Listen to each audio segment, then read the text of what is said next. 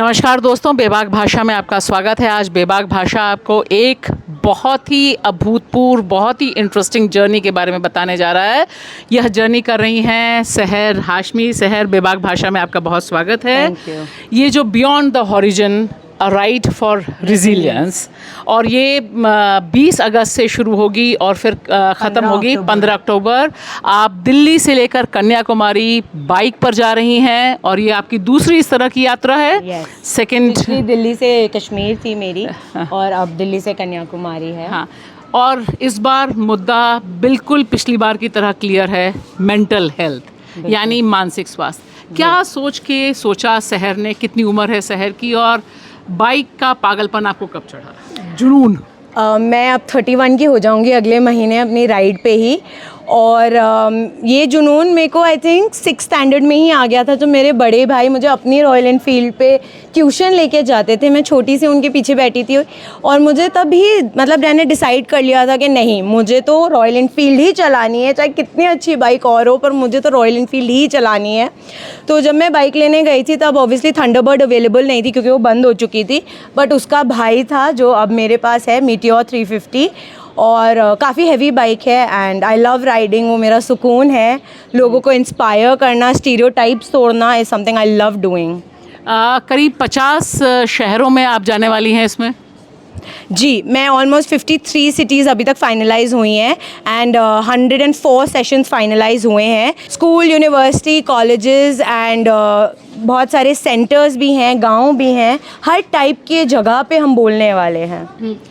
Mental health को लेकर क्या सबसे बड़ी मुश्किल है आज की तारीख में, 2026 में? आप बहुत समय से खुद भी आपने पर्सनल लाइफ में इसको झेला और फिर इसी के आप ब्रांड एम्बेसडर बनी।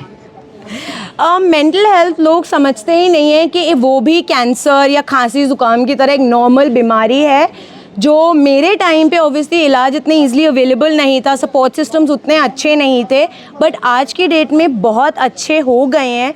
ट्रस्टवर्दी डॉक्टर्स हो गए हैं, treatments are much better and but अभी भी बहुत हेजिटेशन है लोगों को जज हो जाने का, लोगों को एम्बैरेसमेंट है बहुत ज़्यादा, लोगों को लगता है छुपा लो वो बेहतर है, पर मेरे हिसाब से जितना भी खुलकर आप बोलते हैं उतना ही आप बेहतर फील करते रहते हैं बाय टर्न। लंबी journey with mental illness that I have had. मुझे बॉर्डरलाइन पर्सनालिटी डिसऑर्डर नाम की एक इलनेस है जो मेरे साथ रहेगी हमेशा थोड़ी बहुत एंड बहुत सारे ऐसे साल रहे हैं मेरी लाइफ में, ऑलमोस्ट 15 साल। मैं आज 30 साल की हूँ, अगले महीने 31 की हो रही हूँ एंड 15 साल मैंने अपनी ज़िंदगी में I have fought with this illness. I have had the worst times of my life and my family has had the worst times of my life and their life and बहुत ही difficult days पे रहे हैं जहाँ हमारे को सुबह रात नहीं पता होती थी।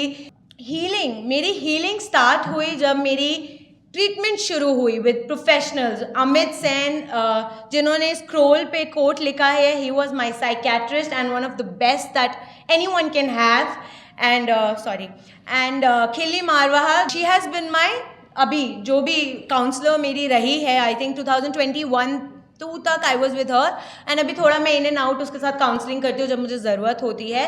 2016 में आई डिसाइडेड कि नहीं सहर, ऐसी ज़िंदगी नहीं चाहिए तुमको, you have to stand strong for your family, for your own self and I am sure nobody wants a life like this.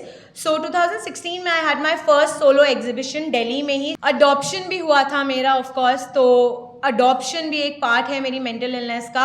हो सकता है कि मेरे पेरेंट्स में रहा हो ये बीमारी, बट हो सकता है कि क्योंकि मैं अबैंडन की गई थी 9 महीने की उम्र में, बिकॉज मैं तीसरी औलाद हुई थी, बेटी थी, तो इसलिए छोड़ दिया गया था। बहुत डिफ़िकल्ट होता है for a mother to go and give away her child. Of course कोई उनकी मजबूरी रही है। I think I hated her all my life, but today I have no regrets because मुझे बहुत ही अच्छे माँ बाप मिले और उनके साथ मुझे ज़रूरत भी नहीं है। अगर मैं आज उनके साथ होती तो मैं शायद यहाँ नहीं हो पाती इस तरह। My parents have been everything, they have been my pillar. मैं ये बार बार कहूँगी। फिर बहुत सारी चीज़ें जो मैंने कश्मीर में किया, प्लस इवन 2016 में when I started speaking about my illness, when I started speaking about my issues, my mental illness, my adoption very very openly, that is when I realised that I was not alone. A lot of people are suffering with similar issues or maybe worse than me. तब मुझे लगा कि सहर, तुमने एक experience लिया, and अगर तुम इस एक्सपीरियंस को बाहर निकल के लोगों के साथ शेयर करती हो तो you are helping a lot of other people to get some support, to get hope, and for not giving up. जिंदगी को और जिंदगी के चैलेंजेस को लेकर आगे जाना is the biggest thing anyone can do. और अभी मैं 2 दिन पहले राहुल गांधी से भी मिलके आई हूँ. मैंने उनको बोला, मैं MA बेबी से मिलके आई, सोनिया गांधी से मिलकर आई. मैंने उन्हें बोला कि हमें कुछ करना पड़ेगा इसके बारे में. मुझे मिल गया सपोर्ट तो मैं शायद आज यहाँ खड़ी हूँ, बट बहुतों के पास ये हेल्प पहुँचती तक नहीं है. 2 महीने में 7,000 किलोमीटर से ज़्यादा की दूरी बाइक से तय करना आसान नहीं है, लेकिन सहर इससे भी बड़े और मुश्किल सफ़र गुज़र चुकी है. 10 साल से ज़्यादा समय तक मेंटल इलनेस से लड़ने का सफ़र. इस लड़ाई में डॉक्टर्स, थेरेपिस्ट, फैमिली और दोस्तों ने साथ दिया, लेकिन सहर ने सबसे बड़ा फ़ैसला खुद लिया, अपनी ज़िंदगी को बदलने का. अपने आप को संभालना एक बात है, लेकिन अपनी इस मुश्किल और निजी बीमारी की कहानी को बेबाकी से दुनिया के सामने रखना बहुत हिम्मत का बात है. डॉक्टरों के मुकाबले जब मेंटल इलनेस की पेशेंट खुद अपनी आपबीती और ठीक होने का सफ़र साझा करते हैं तो समझ का नज़रिया ज़्यादा तेज़ी से बदलता है. शायद सफ़र देश की पहली मेंटल सर्वाइवर है जो इतने बड़े पैमाने पर अवेयरनेस, जागरूकता फैलाने की पहल कर रही है. राइट.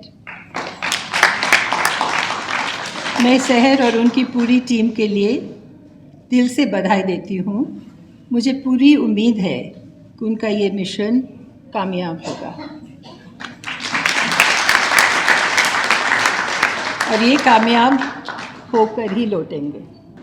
एक बात आपने जो अपने तमाम रील्स में कही है सहर, उसमें आपने कहा है कि आप जज मत करिए, और मैंने तमाम लोगों से, अपनी बेटी से, बाकी सब लोगों से भी यही बात सुनी है कि जज करना बहुत दिक्कत है. ये जज करना क्या होता है, कैसे करते हैं लोग जज? जज करना ये होता है कि बिना जाने पहचाने इंसान को बस उसको देख कर या उसकी हेल्थ कंडीशंस को देखकर आप सोच लो कि वो बहुत वीक है या बहुत कमज़ोर है, अच्छा नहीं है, स्ट्रॉन्ग नहीं है, उसके अंदर लड़ने की क्षमता नहीं है, या वो नहीं कर पाएगा, या ये ऐसा क्यों दिख रहा है, ये हमसे अलग क्यों है, ये नॉर्मल क्यों नहीं है, अब नॉर्मल क्यों है. तो ये नॉर्मल अब नॉर्मल ये हम ह्यूमन बीइंग्स ने बनाया है, ऐसा कुछ नहीं होता है. वो हमारे लिए जो नॉर्मल है वो दूसरों के लिए हो सकता है अब नॉर्मल हो, जो हमारे लिए अब नॉर्मल है वो हो सकता है दूसरों के लिए नॉर्मल हो. तो वो डेफिनेशन हमने क्रिएट की है. जज करना ये सब हमारे अंदर है. इस बार आप अपनी यात्रा से पहले पॉलिटिशियन से भी मिली, पॉलिटिकल पार्टी के रिप्रेजेंटेटिव से भी मिली. किन से मुलाकात रही और आपने क्या उनसे अपील की?